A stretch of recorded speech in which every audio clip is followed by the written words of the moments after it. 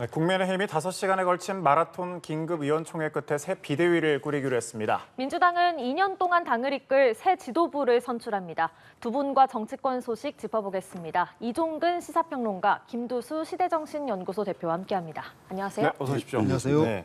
정부 여당 대통령실이 고위 당정협의회를 열었습니다. 10시 반부터 진행이 되고 있는데 원래 민생 현안을 논의하기 위해서 마련된 자리였지만 지금 좀 어수선한 분위기에서 열리게 됐습니다. 어떤 좀 논의가 오갈 것으로 보시나요? 일단 아무리 지금 당 상황이 이런 상황이더라도 당정협의회에서 당의 어떤 상황을 협의할 수는 없을 것 같아요. 네. 그것이 행정부 입장에서 당의 현재 어떤 상황에 대해서 어떤 코멘트라든지 또는 그 정책을 협의할 수 있는 상황은 아니거든요. 예. 지금 가장 중요한 것은 거시금융 흐름입니다. 지금 최근에 잭슨홀 미팅에서 파월 연준리 의장이 또다시 아주 강력한 매파 발언을 했습니다. 네. 그래서 지금 한미 이 금리 수준이 비슷한 수준이지만 이제 곧 현격하게 벌어질 가능성이 높거든요. 그래서 지난주 보면 대통령이 직접 5월 13일 이후에 거시금융 점검회의를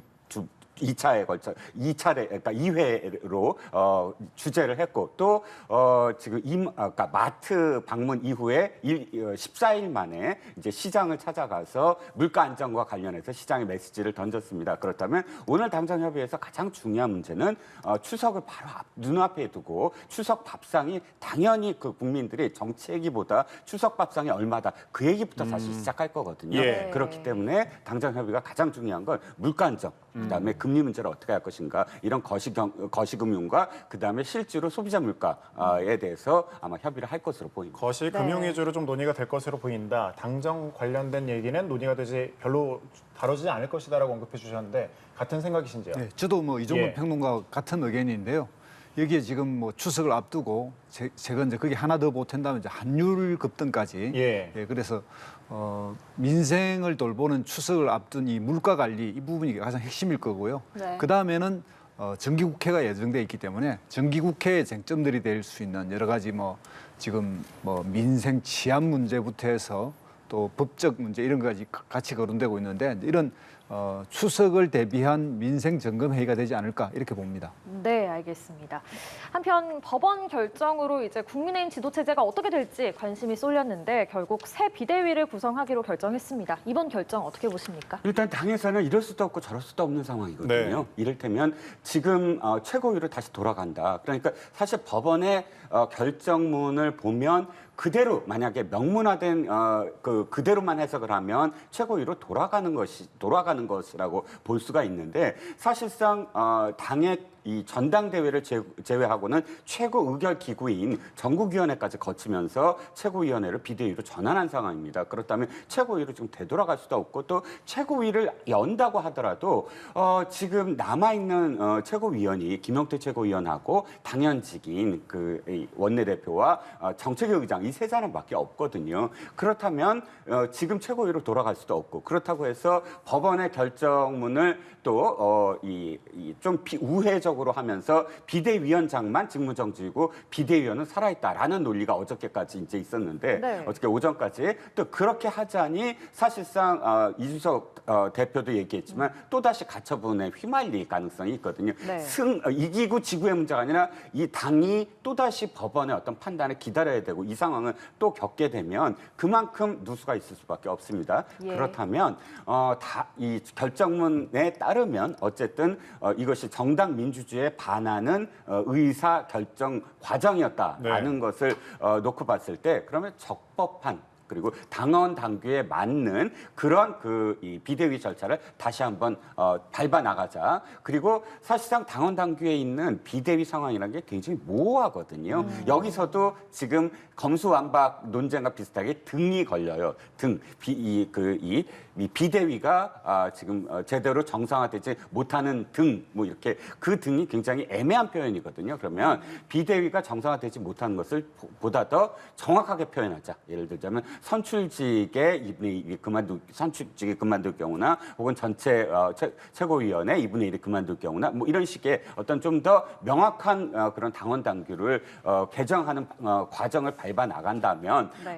그대로 지금 이 행정법원이 가처분 결정문에서 나타나는 것들을 회피할 수 있지 않느냐라고 판단을 한 것 같습니다. 저는 어쨌든 고육지책이라고 여겨지네요. 예, 알겠습니다. 지금 그 당정협의회 모두 발언 내용이 좀 들어온 것 같은데요. 국민의힘과 정부, 대통령실이 앞서 전해드린 것처럼 한자리에 모여서 추석 민생 대책 등을 논의했습니다. 예, 주호영 국민의힘 비상대책위원장은 법원의 직무정지 가처분 결과에 따라 불참했는데요. 모두 발언 현장 직접 보시겠습니다. 권성동 원내대표입니다. 윤석열 정부 출범이 100일이 넘었습니다. 국내의 경제 위기에도 불구하고 새 정부는 가시적인 성과를 내고 있습니다. 40조 원 규모로 추산되는 폴란드 방산 수출, 13년 만에 해외 원전 수주 등은 쾌거라고 해도 과언이 아닙니다. 이처럼 정부는 기술 패권 시대의 선도 국가로 도약하기 위한 초석을 다지고 있습니다. 이러한 성과가 민생의 온기로 전해지기 위해서는 우리 당의 노력과 당정 간의 긴밀한 협의가 매우 중요합니다. 현재 유가와 유류세, 원자재 공물값이 하락세로 접어들었습니다. 그러나 추석을 앞두고 성수기 수요가 확대되면서 장바구니 물가는 여전히 높은 상황입니다. 당정은 성수기 가격 상승 압력을 줄이기 위한 선제적인 조치를 취해야 합니다. 농산물 비축 물량을 방출하고 농수산물 수입분에 대한 한시적인 관세 경감 대책을 마련해야 합니다. 물가 안전 대책이 추석 전에 이루어질 수 있도록 신속한 행정을 부탁드립니다.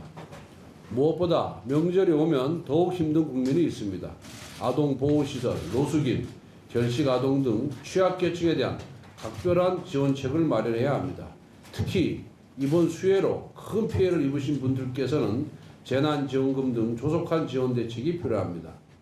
코로나와 경기 침체로 인한 민생 고통이 좀처럼 회복되지 않았습니다. 우선 서민 생계비용의 경감을 위해 교통비와 통신비 부담을 완화하는 방안을 서둘러 마련해야 합니다. 고금리로 인한 서민의 고통도 심각합니다. 주택대출금리와 융자금리 경감을 위한 과제도 신속하게 추진해야 합니다. 아울러 금리 대책이 도덕적 해이로 변질되는 것을 막기 위한 안전장치 역시 필요합니다. 내년도 예산안을 마련함에 있어서도 그동안 낭비성, 전시성, 비효율의 예산 집행은 없었는지 꼼꼼하게 따져보고 살펴주시기를 바랍니다. 국민의 더 나은 삶을 위해 꼭 필요한 민생 대책에는 지원을 아끼지 않으면서도 건전 재정을 지키기 위한 노력을 소홀히 해서는 안 된다는 당부 말씀을 거듭드립니다. 감사합니다. 신정부의 첫 정기국회를 앞두고 제3차 고위당정협의회를 개최하게 되었습니다. 그간 당정은 두 차례 고위당정협의회와 계기별 수시 당정협의회를 개최하여 시급한 민생경제 현안과 코로나19 대책, 수해 피해 대책 등을 논의 추진해 왔습니다. 하지만 그간의 노력에도 불구하고 아직 국민들의 기대에는 충분하지 않은 것도 사실입니다.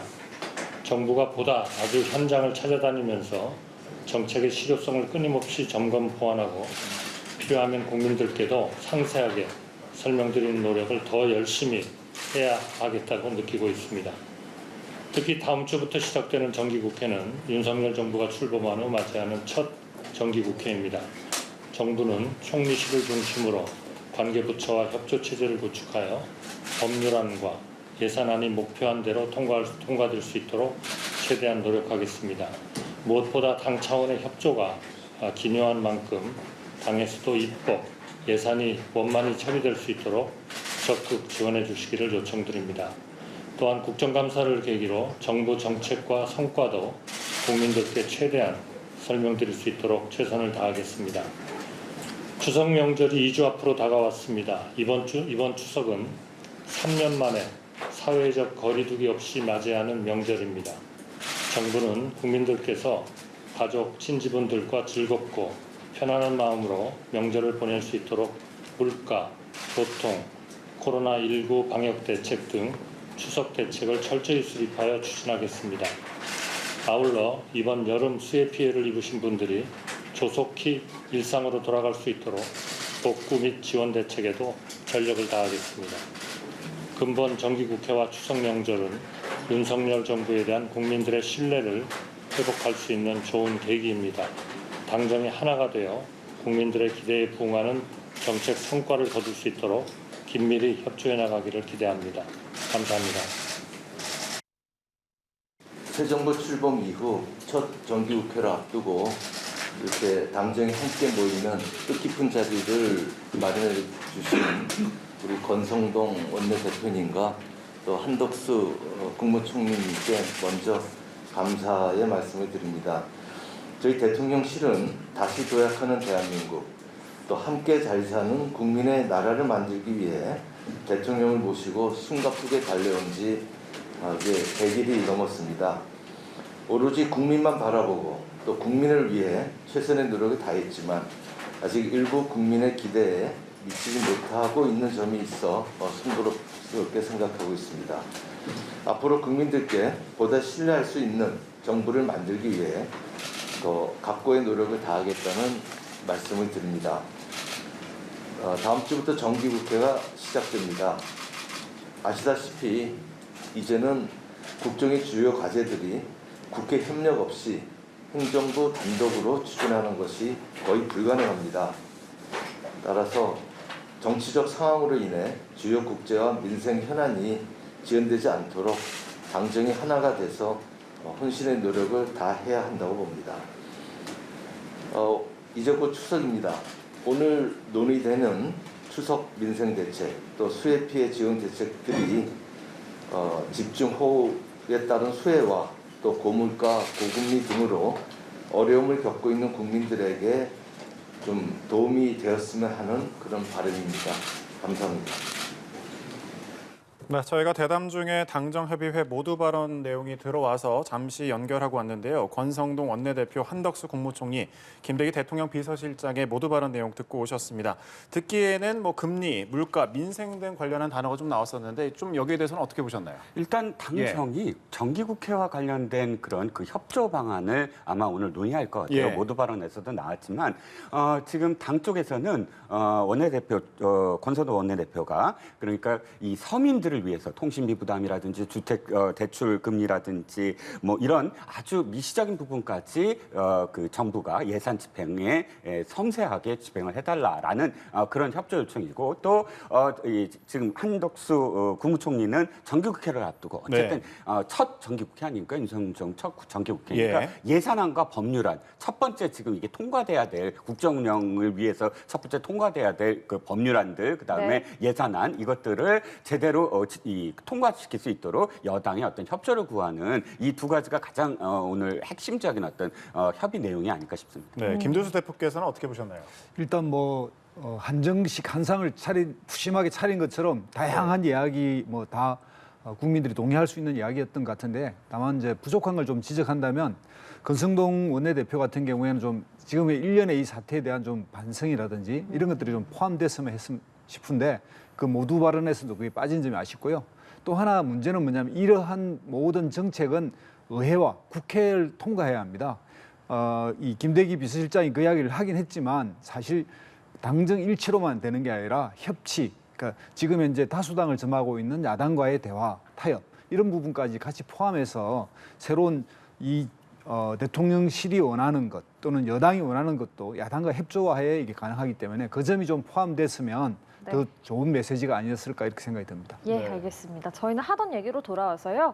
새 비대위를 꾸리기로 한 국민의힘 결정, 김두수 대표께서는 어떻게 보십니까? 일단 이 가처분에 대한 이 해석을 좀 더 정통적인 정치로 돌아와야 되는데 다시 한번 또 편법으로 가는 느낌이 듭니다. 그러니까 조호영 비대위원장 자체 직무가 정지됐는데 조호영 비대위원장의 직무가 정지된 상태라는 것은 지금 현재 국민의힘의 최고 의결을 할 수 있는 실제 집행과 의결을 할 수 있는 기관이 구제한다는 이야기를 하는 것이고 그건 뭘 이야기하냐면 다시 한번 최고위원회로 돌아가야 되거든요. 그러니까 최고위원회에 돌아가려고 한다면 최고위원회를 구성하려고 한다면 권성동 원내대표가 다시 한번 구성하는 게 아니라 내부의 정치력을 발휘한다면 새로운 원내대표를 선출해서 네. 그 사람을 중심으로 해서 최고위원회를 다시 구성하면 될 일인데 이걸 다시 비대위를 구성한다는 거는 당시에 이 가처분 신청에 의하면 이 비대위라고 되어 있지만 비대위원장이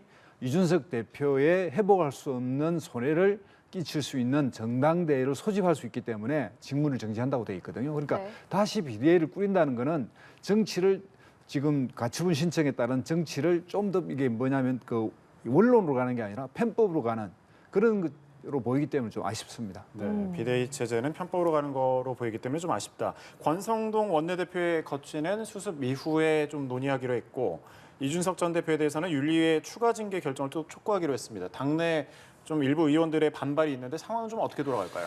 글쎄요, 개인적인 어떤 판단으로는 예. 이 당이 빨리 수습을 하고 국민들에게 신뢰를 회복하려면 더 이상의 어떤 분쟁을 확산시키는 건 사실상 불필요하다라고 생각이 들어요.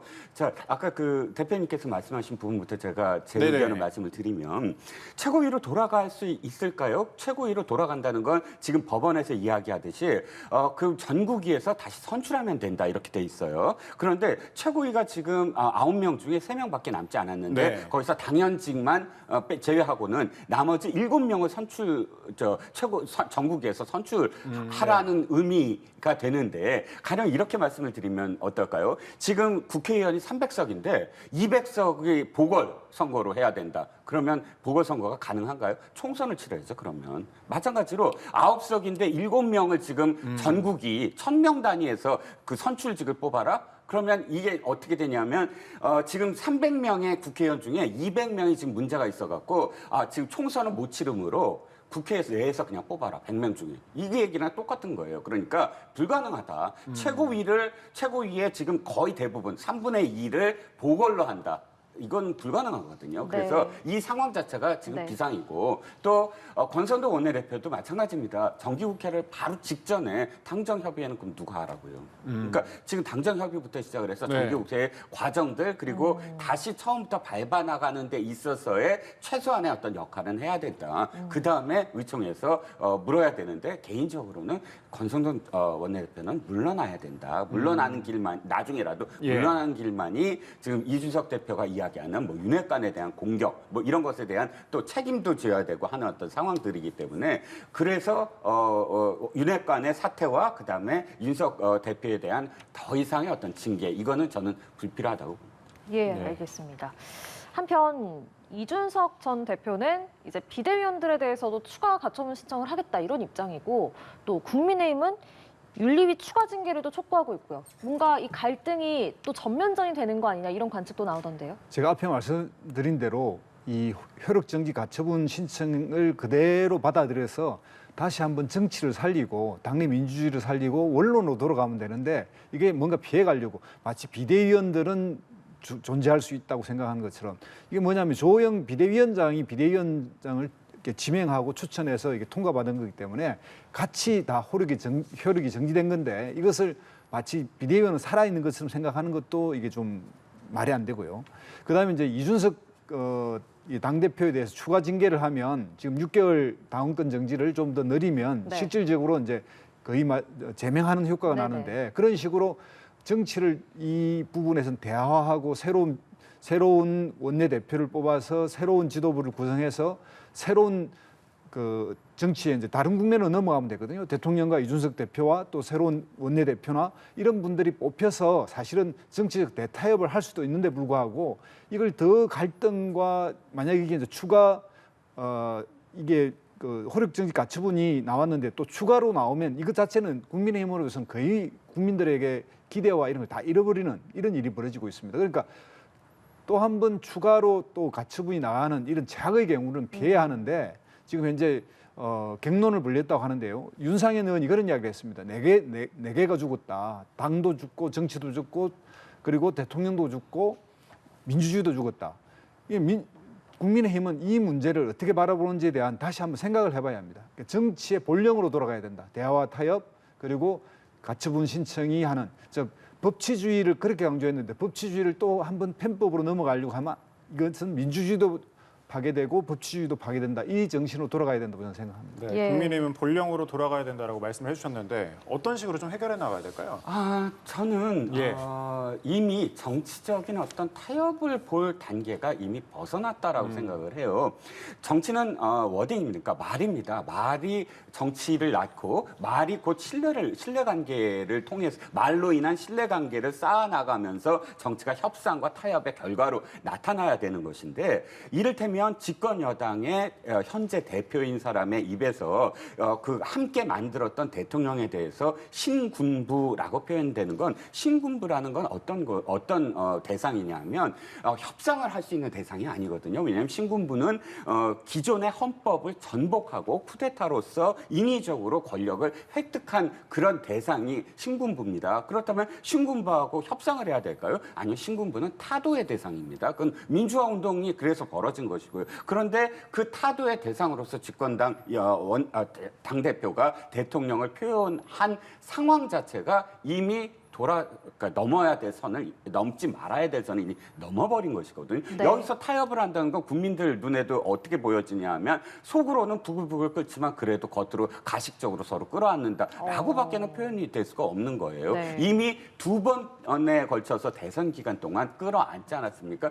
거기에 대한 사실 포용력 때문에라도 투표의 어떤 결과를 나타냈는데 예. 이제는 당의 분열? 어쩔 수 없죠. 당이 이 자신의 뜻과 이념대로 가야 되는 것인데 물론 이건 있습니다. 이준석 대표가 주장하는 게 윤석열 대통령의 정책이라든지 또는 자신이 주장하는 청년 정치의 이념 때문에 공격하는 게 아니잖아요. 나를 어떻게 불렀다. 이 땡땡이라고 불렀다. 나를 뭐 내부 총질이라고 불렀다. 그래서 나는 신군부라고 하는 것이 미러링 똑같이 내가 보복할 거다. 거의 이 수준으로 지금 부딪히고 있는 것이기 때문에 과연 분열을 해서 무슨 신당론도 나오고 뭐 정파론도 나오지만 그것이 정말 바람직한 어떤 갈등이냐. 갈등은 나쁜 게 아니에요. 갈등은 그 갈등으로서 새로운 어떤 결과를 내면 되는데 네. 이 갈등은 지금 바람직한 갈등은 아니다.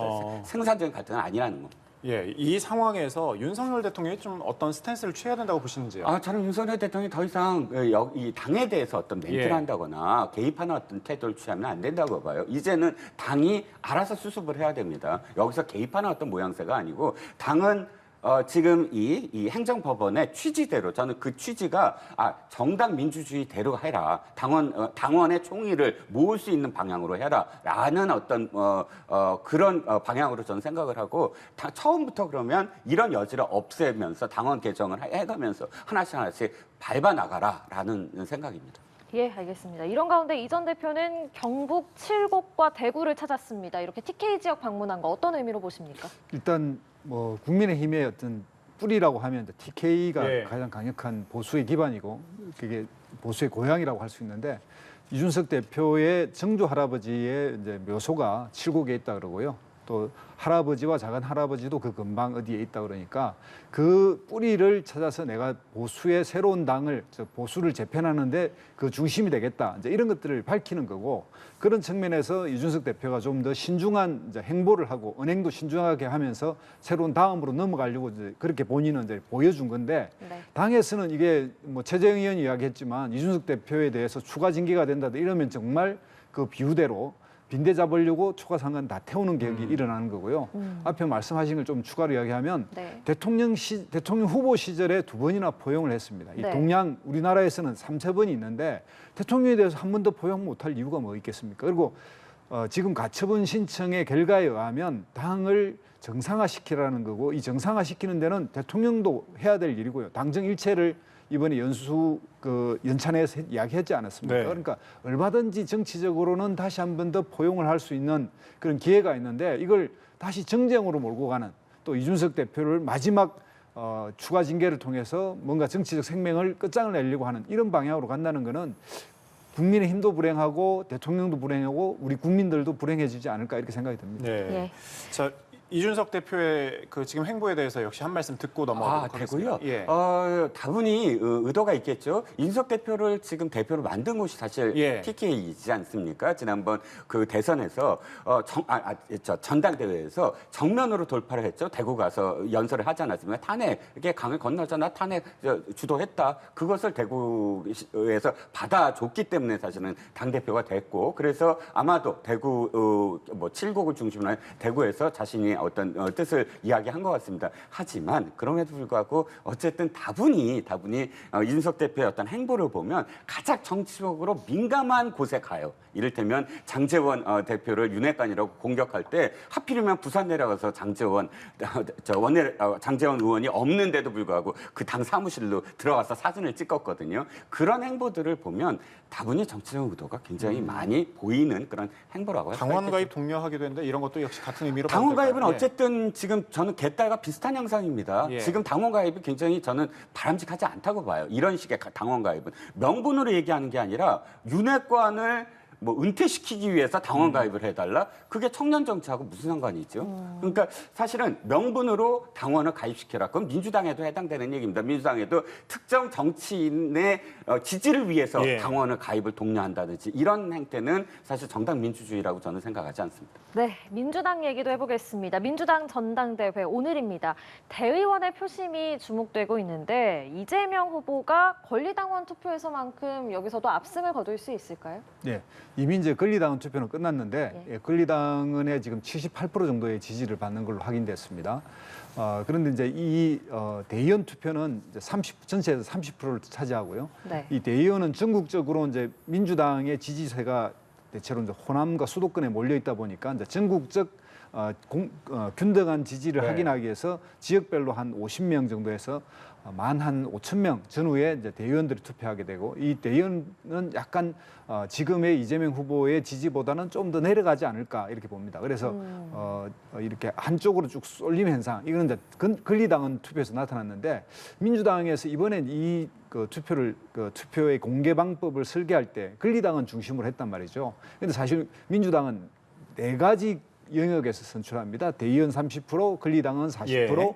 그다음에 국민 여론조사 25%, 일반 당원의 여론조사 5% 이렇게 되는데, 이걸 다 골고루 그 지역마다 이렇게 여론조사를 발표하면 되는데, 네. 그리고 대의원은 그 자리에서 투표해야 되는데, 이제 대의원은 이제 오늘 모아서 이제 따로 투표한단 말입니다. 그러다 보니까 권리당원 쪽의 그 투표 표심이 너무 지나치게 부각된 측면이 있다. 이런 것이 좀 민주당으로서는 차후에 대의원 선출에서 이제 당대표 선출해서 규정을 좀 수정해야 되지 않을까 이렇게 생각이 듭니다. 네. 친명계가 좀 강세를 보이고 있는데 좀 전략적 투표가 나올 가능성, 순위 변동에 대한 가능성은 어떻게 보시는지요? 일단 당대표 선거는 이미 뭐 너무나 치우치게 있게 나오기 때문에 대의원 투표의 어떤 결과가 얼만큼 지지를 하느냐가 문제지 뭐 이게 어떤 영향을 미치지 않을 것 같아요. 단 예. 최고위원들은 지금 엄청나게 영향을 미칠 겁니다. 왜냐하면 최고위원에서 물론 지금 고민정 후보를 제외하고는 다 친명계다 보니까 한 4명 정도가 전부 다 친명계로 다 들어가는 게 아니냐 싶은데, 여기서 대의원이 전통적으로 사실은 이 민주당의 전통적 당원이라고 할 수가 있거든요. 네. 권리당원들은 들어온 지 얼마 안 된, 예를 들어서 6개월, 뭐 1년 이내에 들어온 분들이 대세를 이루고 있다면, 그러면 전통적인 어떤 당원이라고 할 수 있는 대의원들이 과연 여기서 당 대표는 그렇다 치더라도 그러니까 최고위원만으로도 예. 어느 정도 견제를 하는 어떤 구성비를 보여줄 건가, 한 명이라도 더 집어넣기 위한 투표를 할 건가, 이게 바로 앵커가 말씀하신 전략적 투표가 아닐까 싶습니다. 네, 오늘 선출될 새 지도부의 주요 과제, 가장 최우선 과제라고 하면 아무래도 계파 갈등 해소가 아닐까 싶습니다. 어떻게 해야 한다고 보세요? 예, 이재명 만약에 이제 당 대표가 된다면 가장 먼저 해야 될 게 이제 당 내 통합이고요. 네. 지금까지의 역대 민주당에서 가장 강력한 주류가 탄생하는 것입니다. 거의 80% 가까운 지지를 받는 당 대표, 그다음에 최고위원도 상당히 그쪽 위주의 구성이 된다면 당 내 비주류에 대한 어떤 신호를 줘야 되는데요. 거기에 대해서는 일단 지명직 최고라든지 또 소외 지역 이런 데서 이제 그런 걸 반영해야 되고요.